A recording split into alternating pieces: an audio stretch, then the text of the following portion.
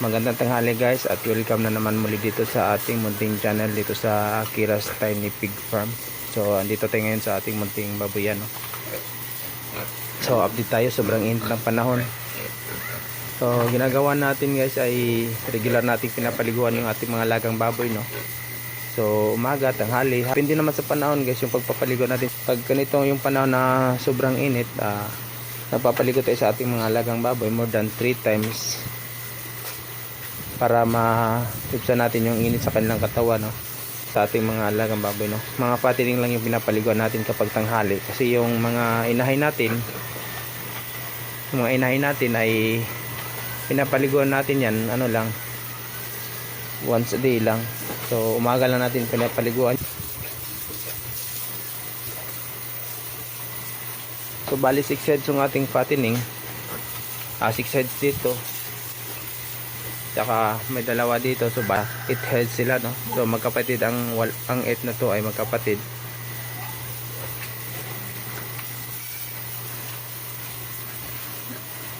So itong ginagamit pa natin guys, ang na pang washing natin ay ano to, ang booster pump lang yung ginagamit natin, no? Kasi nasira yung pressure washer natin. Actually ito okay na rin to kasi malakas naman yung buga ng tubig, may pressure naman. Tsaka okay to sa pagpaligo ng ating mga lagang baboy kasi hindi nasasaktan yung ating mga baboy, no? As you can see, no? Hindi pumapalag yung baboy natin, hindi umaray. Unlike doon sa sa pressure washer talaga ay pag diniretso mo ay iiyak yung baboy, no?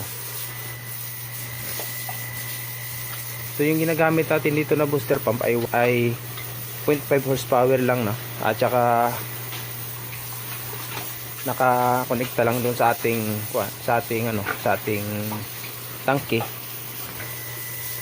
So ito yung ating booster pump, mo. Ito 0.5 horsepower lang yan. Yan. So naka-connect, yan, oh. Ito yung hose niya, punta dito. Ito yung dulo, no. So makikita naman natin na malakas naman yung tubig, no. Oh. So, kahit hindi mo pisilin, malakas naman yung tubig.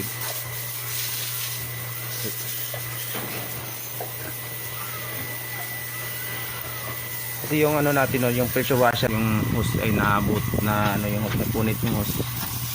So pansamantala ito nang ginagamit natin, pero sa tingin ko mas okay na rin to kasi hindi na masyadong masakit sa mga baboy pag in-spray sa kanila.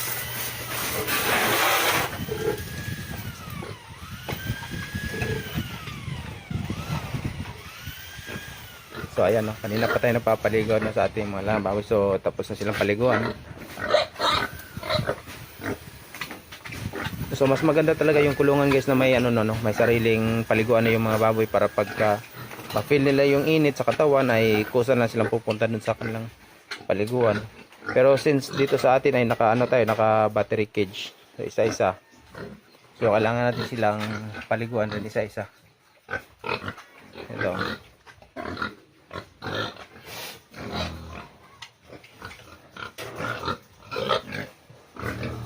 So yung kanilang tubig ay may laman naman tong tubig nila. So natin.